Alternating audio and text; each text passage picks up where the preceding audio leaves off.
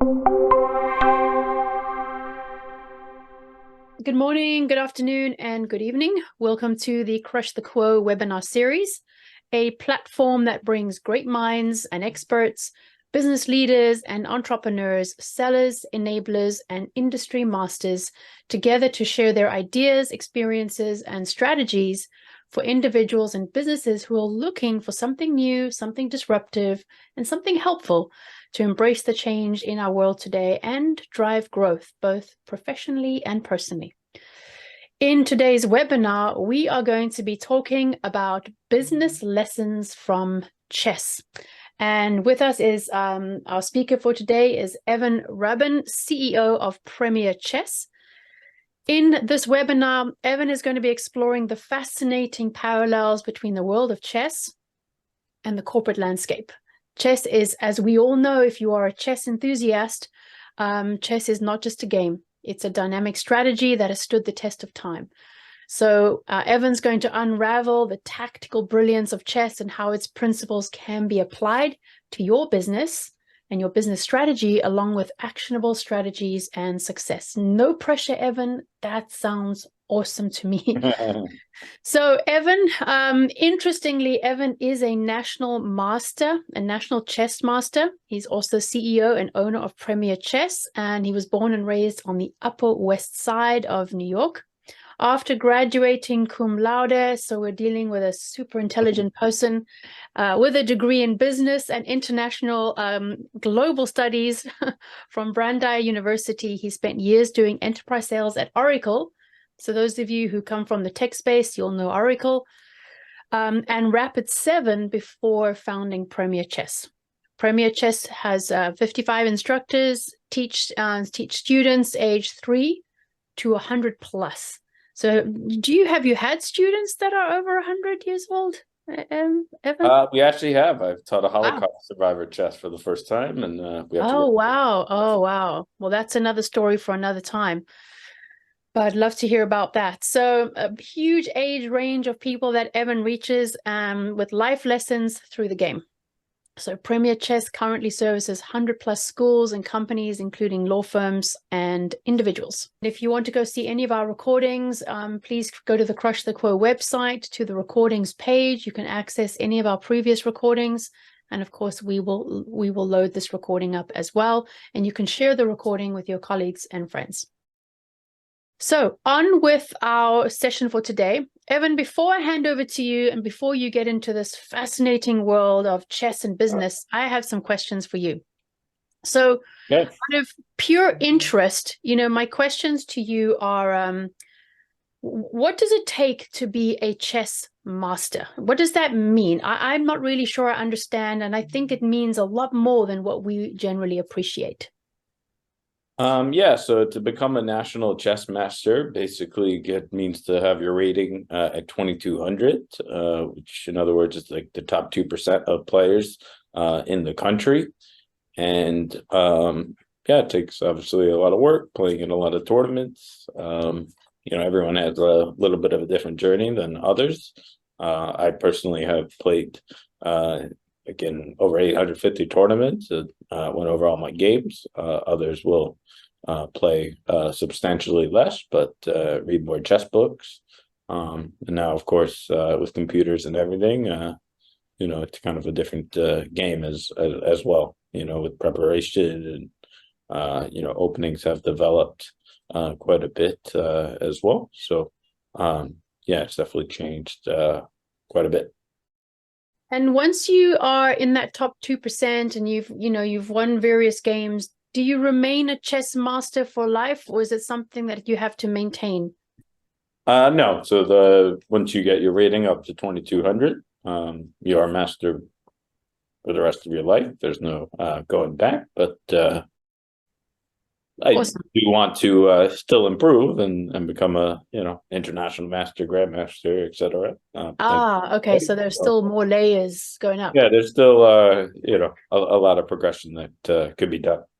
Amazing. And so I've already mentioned to our listeners that you were in corporate world, you were in the tech industry prior to pivoting to a full-time business focusing on chess with business. tell us a little bit briefly about the pivot from that full-time tech sales role to this focus on business and chess. What triggered that? Why did you do that? Yeah, basically, I was doing enterprise sales for several years, selling servers and engineered systems at Oracle, and then data security solutions at Rapid7. And basically, had a little bit of a change of heart and wanted to sell what I was most passionate about.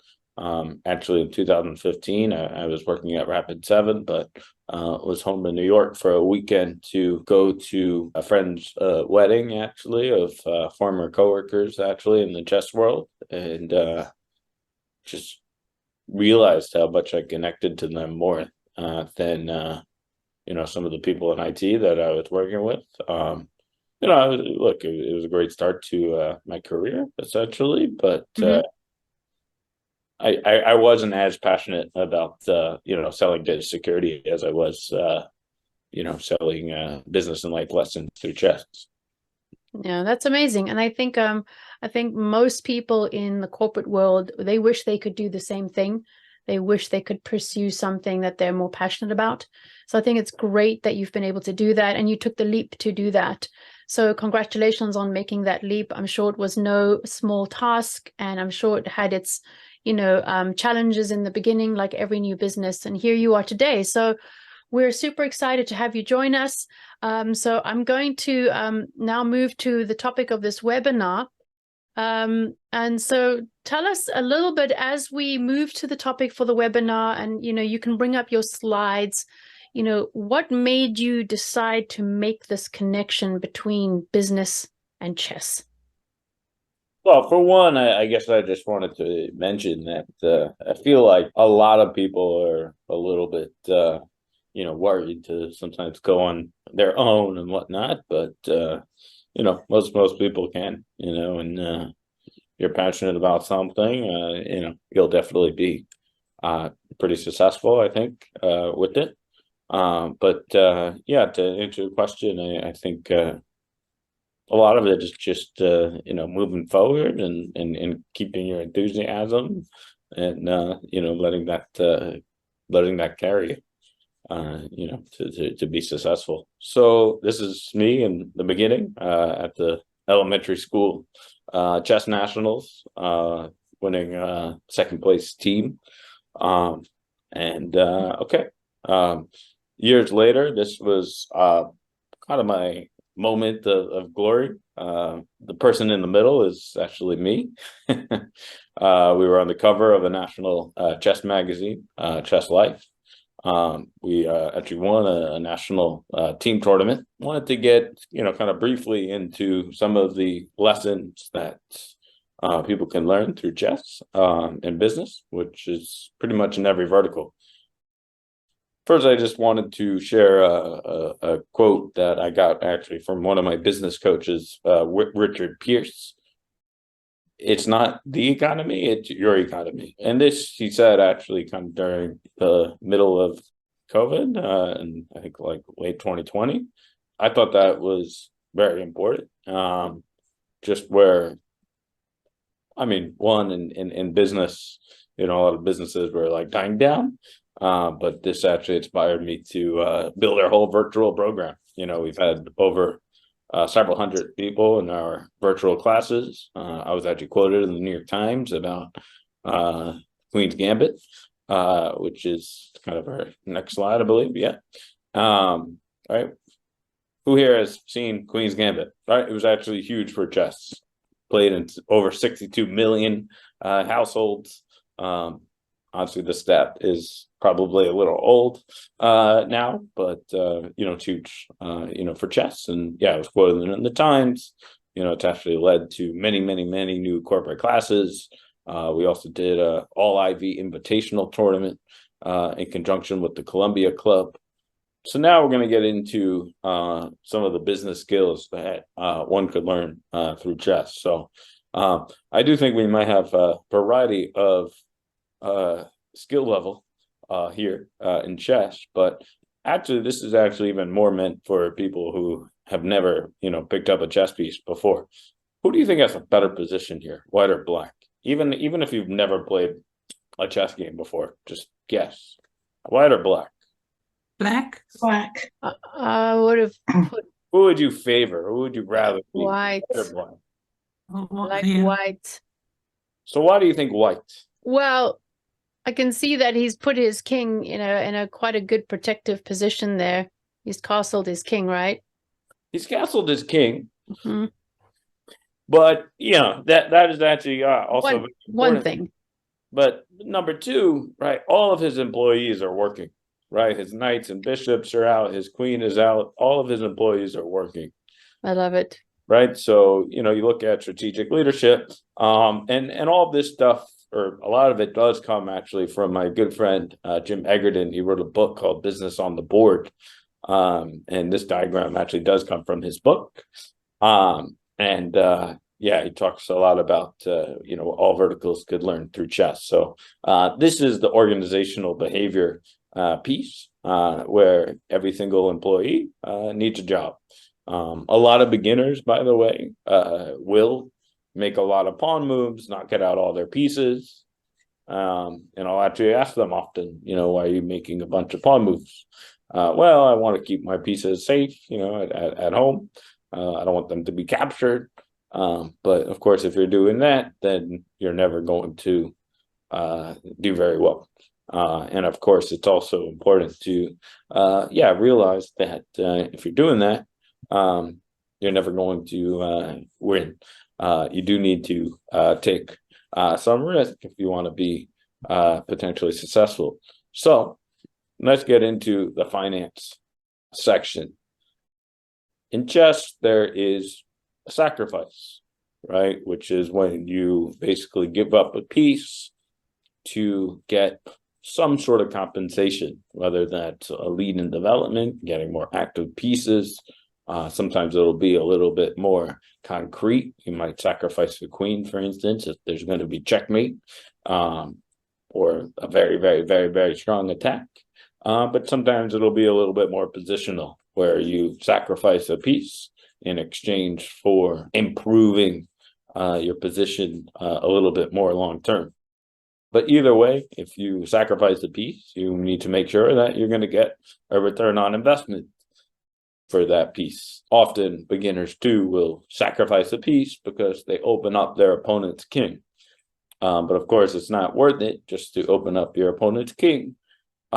Usually, if that means you're down a full piece, right? You might sacrifice a pawn, for instance, to sacrifice your opponent's king. But of course, yes, there are some times, for instance, where you might even sacrifice a queen if it's, worth it. Now, here is a trivia question. Who is the guy in the middle? I have no idea. The other two are very easy. I think you have to know a little bit about American politics, right? So he's actually a businessman. He's the CEO of a major company that probably all of you use at least once a week. Peter Thiel is the founder of PayPal. And he is also a senior chess master. Who knew? Trump and Tim Cook, CEO of Apple. But actually, when he was bidding against Elon Musk to sell a solution to eBay, he basically made a chess move, and he decided that they would merge, and they both, basically made billions of dollars. But really, that was a chess move, offering a draw. They became obviously very successful. So, yeah, Peter Thiel is a strong senior master. Okay, so here is sort of the thought process that we will teach students. I could do literally a 2-hour lecture on this, which I won't, but I'm going to be, kind of quick.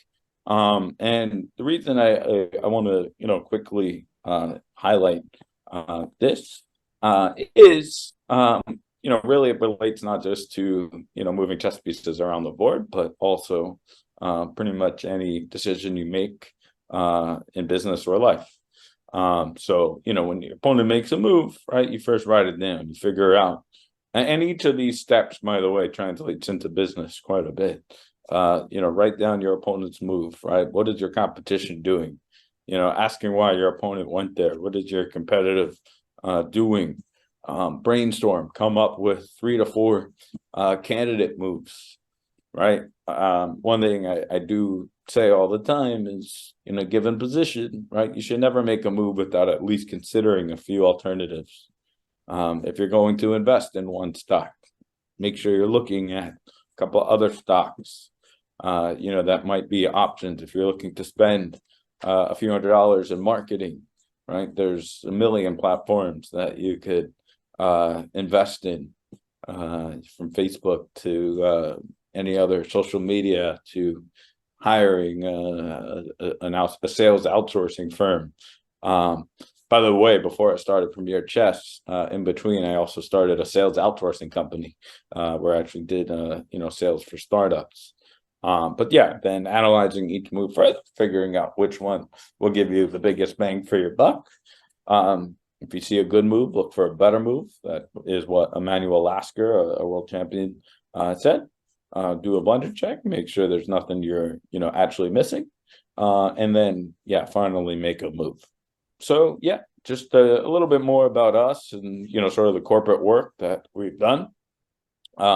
We've worked with a large variety of companies, from Citigroup to the law firm Kramer 11, Berkshire Hathaway, Google, Boeing. We've worked with some medium to smaller big companies as well, like Movable Ink, a marketing tech firm. And we do a lot both virtually and in person, morning, lunchtime, after work. We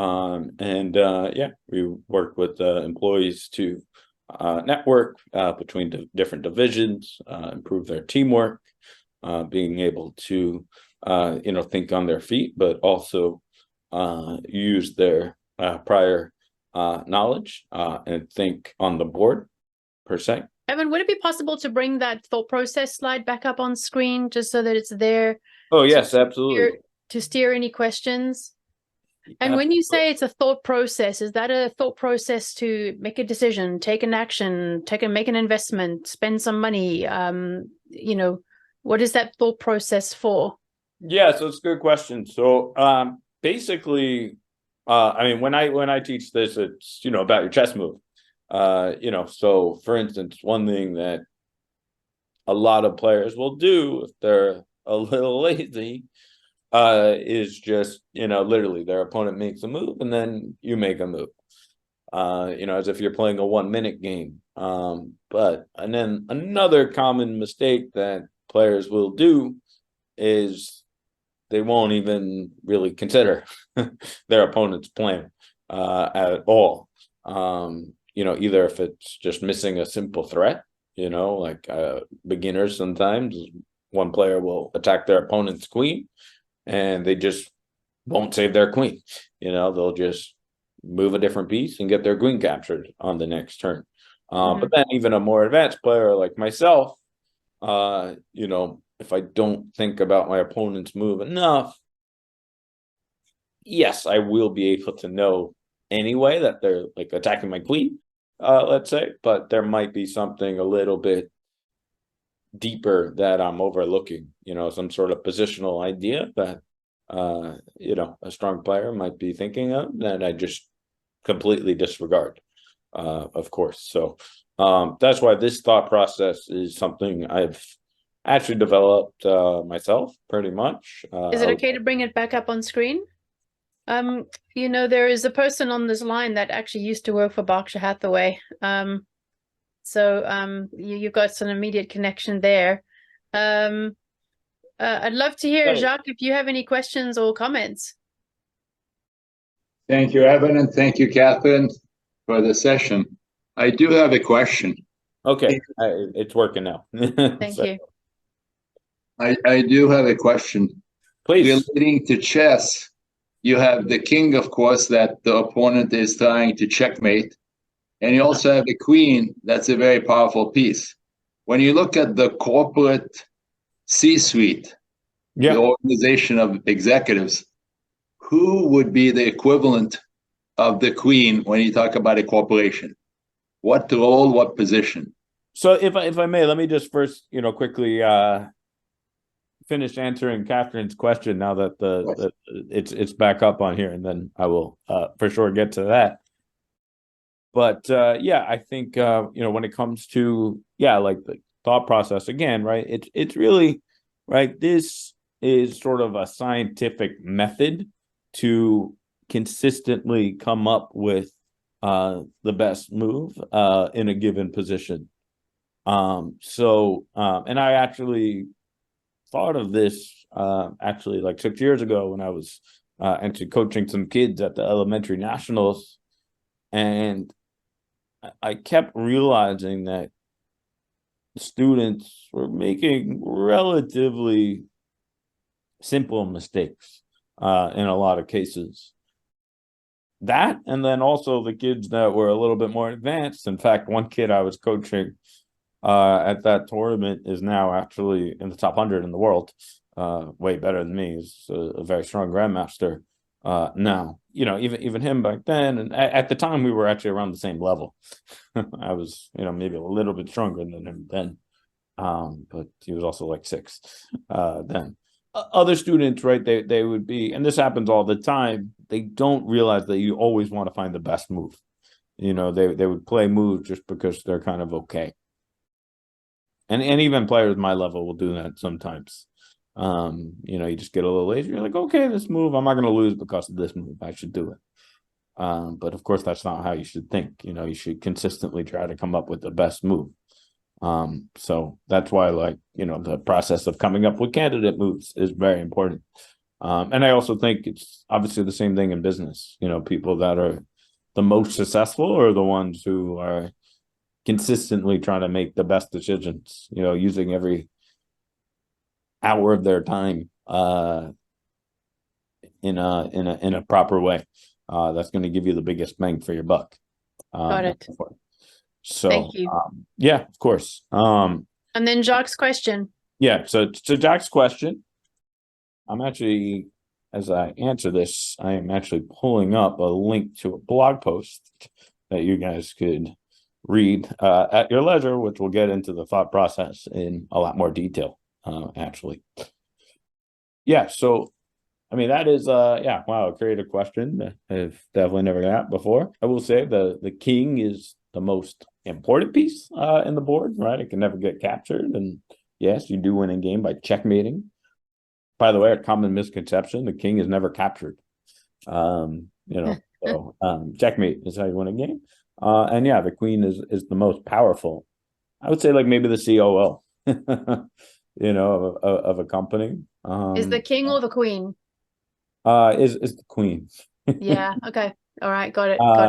Because I feel like ultimately, it depends on the company, of course, but I would say often the COO in some ways is actually more powerful than the king, the CEO. Because they are the one who are kind of keeping them accountable and whatnot. Often you'll hear CEO, well, had to talk to my operations manager, or the COO, of course, to make decisions. So yeah, that would be my answer. What do you think? Yeah, I was going to say, Jacques, what do you think? I tend to agree that it depends, as Evan says. In some companies you don't have a COO, but you have other people that are key in the organization. But I would think that you could have sometimes the CFO being the next person really who is the key player, but it's probably the president or COO of the biggest division or the most important division. I think, as Evan mentioned, it really is not an easy answer, and it's not obvious. It depends on the company, the organization, the industry, and the people. Yeah, I was also going to agree. I think you're both right. And I think it is fluid. It changes by company, it changes by situation. It even changes by individual deals. If I'm in sales and I'm trying to, close a deal and I want to identify who's the king, who's the queen, it'll be different from one deal to the next. Yeah, absolutely. And by the way, Jacques, I actually couldn't. I was curious about your who you are. So we I see we actually have some mutual connections from the Boston area, actually. Sitting actually one of my former Rapid 7 colleagues, Alex. So, yeah. So I was basically in the corporate world as CFO for a few companies, from Berkshire to Charles Schwab to McGraw-Hill to head of international operations for Standard & Poor's. So I had a lot of corporate roles in the corporate world.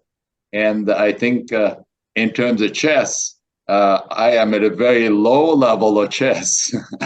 And I'm probably one of these who made a lot of mistakes.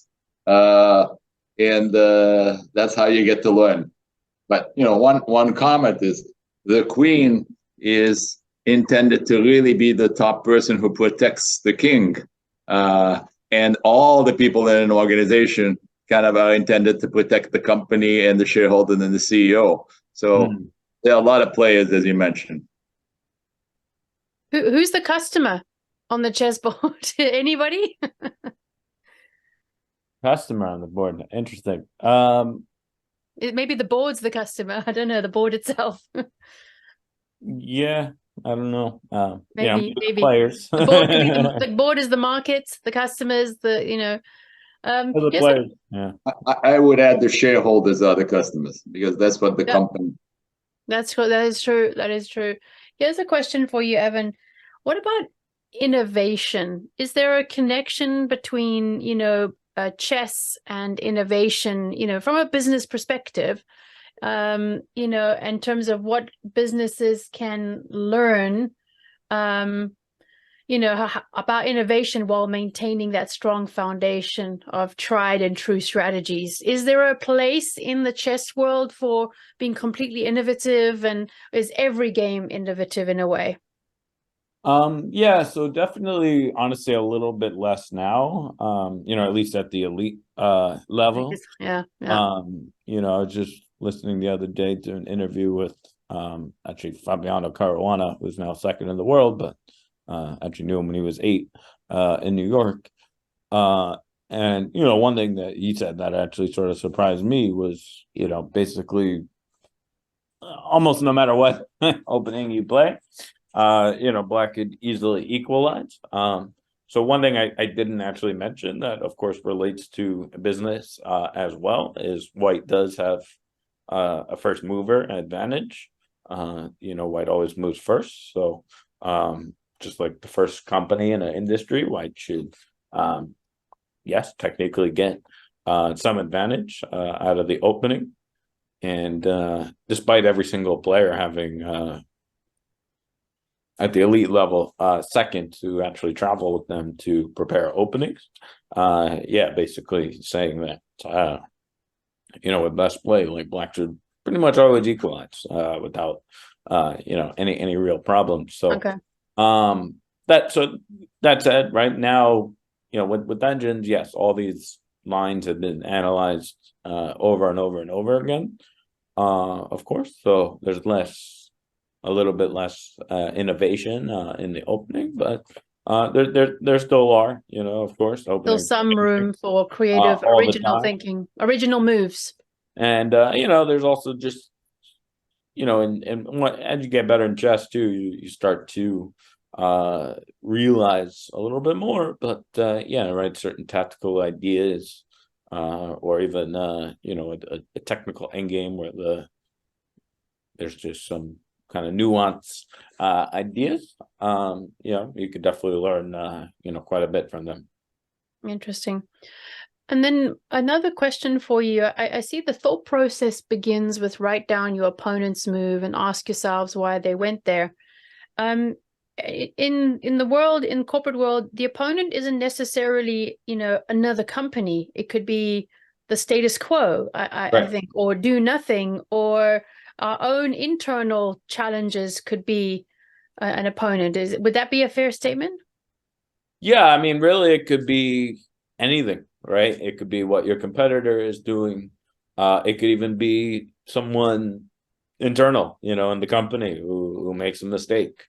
For instance, in my world, a couple of weeks ago, one of my instructors was late to a school. The client was obviously not so happy, but just figuring out, the best way to, deal with that, of course, or the, more bigger context, working, with the prospects, and you just, for whatever reason, they're not moving forward, trying to figure it out, doing a little bit of discovery. Okay. I took, Sandler training, and, which I know you're very familiar with, but, one of the biggest ideas that I still use, all the time is, doing that pain funnel, figuring out, if they're not moving forward, figure out why, is it because of budget? Is it because of this? How big of an issue is that? Doing more discovery and, trying to figure it out, Got it. So I, for instance, one of my instructors is actually starting one of his own school programs outside of Premier Chess, and was giving me some asking for some guidance, and kind of how to move forward. And I was asking him some relatively basic questions about what the school was looking for, and things like that, and he wasn't really completely sure. So I said, no, you need to do like discovery. You need to, figure it out. So Got it. I think that's what it is. And then, yeah, also relating to chess as well, I often say you need to do, and I actually once wrote a blog post about, sales and chess. And one of the things that I wrote was it's important to do discovery on the board as well. So a lot of beginner and intermediate players will make the big mistake of not letting the positional aspects of the position lead to a proper plan. For instance, I once had a intermediate student who happens to be an executive at Google, but who was doing private lessons with me a couple of years ago, and every single game that I would look at of his, he would go for this all-out kingside attack, trying to checkmate his opponent's king.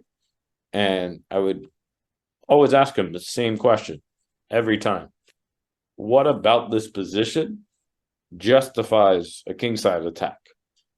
And he would always give me similar answers. Well, like the goal of the game is checkmate. I need to win. I'm an attacking player. I like that. But he wasn't really answering my question, right? You should only go for a kingside attack if the position actually calls for one. If your opponent has a weaker king, you have a lead in development, right? You have more active pieces, and so forth. So, yeah, that's why it's important to kind of first figure things out, plan, and then, kind of move forward from there. Just like when you get a new sales territory, the first thing you're doing is looking for the low-hanging fruit, identifying those targets, and then going for them. You're not just going to, and that was one thing, by the way, when I first started trading at Oracle, that kind of surprised me. I thought I would immediately go for my biggest account, where I thought the biggest prospects were, of course. But no, we were trained more to, go find those deals that you could close pretty quickly, and then from there you could go for some bigger deals. Would definitely love to hear from you. I also put my email in the chat, evan@premierchess.com, or here's actually a link to my calendar as well, calendly.com/premierchess. Evan, thank you so very much. It's been, I found it quite definitely a lot of very insightful moments there. The first for me, I love that quote you have on slide 5. The one that kind of was a pivot moment for you. So that was very powerful for me. It's not the economy. Yeah, exactly. Yeah, and I'd love to chat more about that sometime. Maybe we do a talk on that. And then your slide 7 moment as well, when you ask the question, who's in the winning position. I loved your answer, and that definitely kind of spun the whole chess game immediately and in a different light for me, as opposed to what's the right chess move. But you asked, the answer was a business answer. I liked that, and I liked your answer. the people are working as opposed to everyone sitting safe in their little desks doing nothing, right? Yeah, absolutely. And I brought this slide up, by the way, and honestly, several of our corporate classes, as an introduction. And very often I get, well, I'm not a chess player. Like, how am I supposed to know? I'm like, well, no, it's actually exactly for you. Yeah, you don't need to be right? a chess player. It's honestly, if I showed this to a chess player, by the way, they honestly kind of laugh at me. White got 12 moves in a row, black got no moves. Right? It's not even a question. Yeah, that's kind of weird. We know that's not normal. Yeah. So no, I thank you so very much. Really, really appreciate your time. It's been great talking with you, and it's it's a privilege to connect with people like you. I certainly don't know many chess masters myself, so very, very good to have you on our webinar. Yeah, so I was just curious. Let's say in the corporate world, there's employees and there are employees, and they want to learn to play more. The controller of the company, the CEO, wants the employees to be more of a team player. And let's say they introduce chess as an activity. There's always two opponents. How can they learn from the game that they're really still essentially, even though they're playing against each other, how can they still learn that at the end of the day they're still trying, they're really playing the same game together? Like, how would you bridge the two if they're playing against each other on the board and you want them to be building a team together at the same time, the employees of that firm? Interesting. So you're basically asking, essentially, if chess is a competitive game where two people are playing against each other, and you're doing a corporate class at a firm, working for the same company, essentially, with teamwork. Yeah, exactly. Yeah. So it's a very good question, and definitely something that we do a lot of course, at bigger companies. And by the way, Kramer Levin, for instance, one of our more regular corporate clients, I once actually asked the director of HR there, pretty point blank, actually. You've been with us for a couple of years now. We're there almost every month. At least once, why are you doing this? Just for my own benefit. And she said one of the biggest things is it's a big firm, and people in different lines of law at the firm generally don't know each other. Actually, they kind of operate in silos, and chess is a great way to get them together, during lunch and learns. And also at the same time build their judgment training, being able to think on their feet. I think along with that, I think I'll answer that in a few ways. One, when we're at a company, just like we actually would for a school program, usually there's a lecture component where we're doing some kind of opening, middle game, or end game lesson, and then there'll be a play period where everyone is playing, but when we're doing that, we're actually walking around and giving feedback and having them learn from their mistakes and whatnot. And one thing that we've seen is most of the time, especially in corporate classes, students are not like 100% competitive against each other. They're more there to learn than to actually win. But that's one answer, and they're definitely working together to learn as they're playing. But then I'll also answer it in a more tournament style.